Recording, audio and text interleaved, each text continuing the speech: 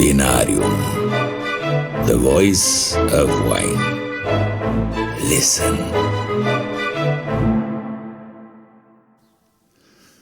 Ne face copilărește, în ciudă, vremea asta de primăvară. Cam pe acum începeau mesele întinse afară. Cei mai credincioși așteptau noaptea învierii, dar după întregeau grupul mare al iubitorilor de chef în aer liber.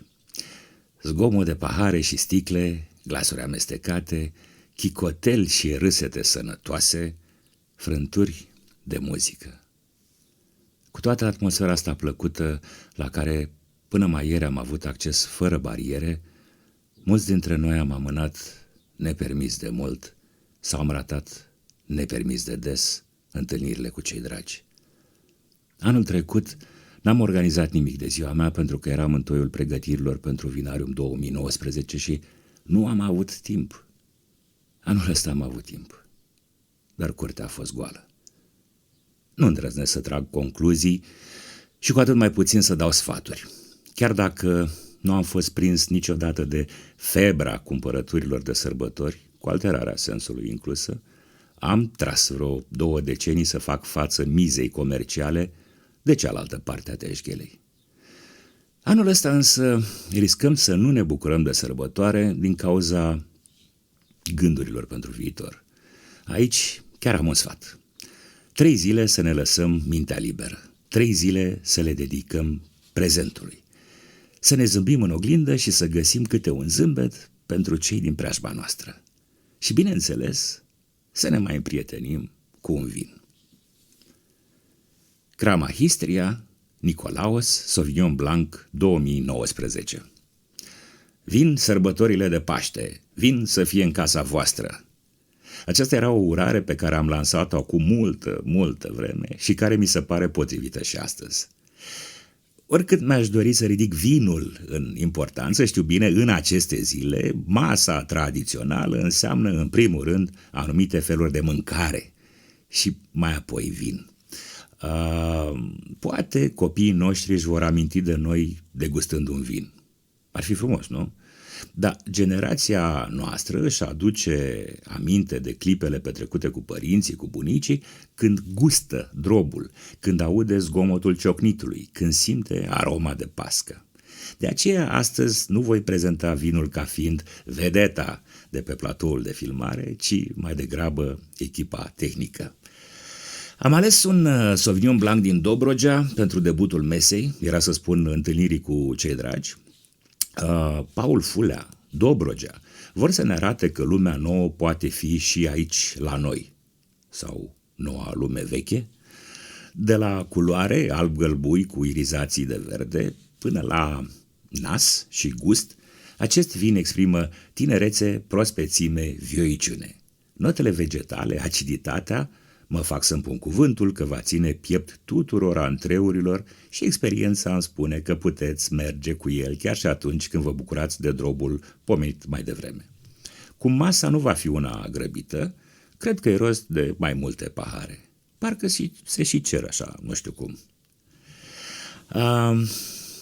Davino, Domaine Ceptura Rouge 2016. Sunt a toate știutor, fără ezitări, când e vorba despre anumite vinuri roșii din România. Domaine Ceptura Rouge 2016 mă ajută să nu greșesc. Feteasca neagră este plăcut pusă în valoare, flancată de solidul Cabernet și de merloul elegant. Vinul a apucat să se așeze bine, cei 4 ani de viață fiind un interval de timp potrivit pentru conturarea personalității lui. Ca toate vinurile mari, are culoare intensă, arome primare și secundare în amestec clasic, mure, coacăze negre și cutie de sigara condimente, dar se diferențiază prin ceva al nostru. Chiar dacă nu ne-am hotărât noi care este punctul de referință la feteasca neagră, degustând vinul, ne bucurăm că acest soi poate particulariza atât de mult cupajul.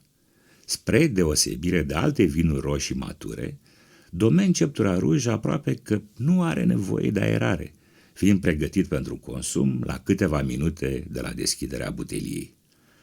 că îl veți lua la salade de bœuf, la o costiță de miel, că îl lăsați mai pe seară pur la bombuș alături de vreo fantezie culinară, vinul nostru își va îndeplini misiunea. Este bun și n-ai ce-i face. De fapt ai, să-l bei. Serve, Terra Romana, Milenium Roșu 2016. Dacă ați fi avut musafiri și ați fi avut și acest vin, ar fi fost normal ca aceștia să vă bârfească. De trai bun, de timp pentru a alege doar vinuri excelente, de o dorință de a-i pune în inferioritate pe ceilalți. Dorință inexistentă în realitate, nu? În principiu, de aceste sărbători, riscurile derivate din scenariul de mai sus par să fie evitate, fără musafiri.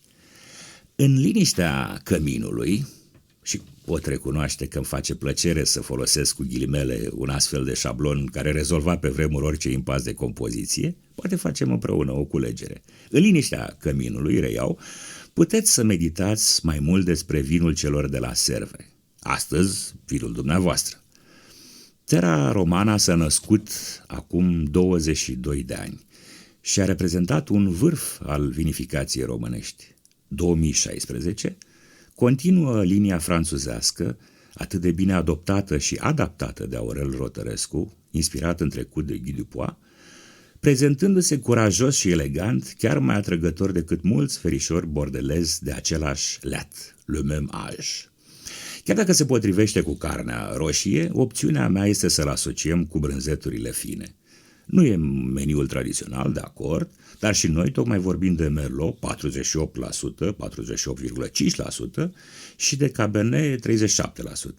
Iar pentru feteasca neagră, 14,5%, nu ne oprește nimeni să adăugăm în mixul de brânzeturi și cund, țagă, năsal, brânză românească cu busuioc, negrilică și așa mai departe. Că una peste alta, vorba lui Mike Veset, Războaiele vinului. Ați citit? Dacă nu, intrați pe emag.ro.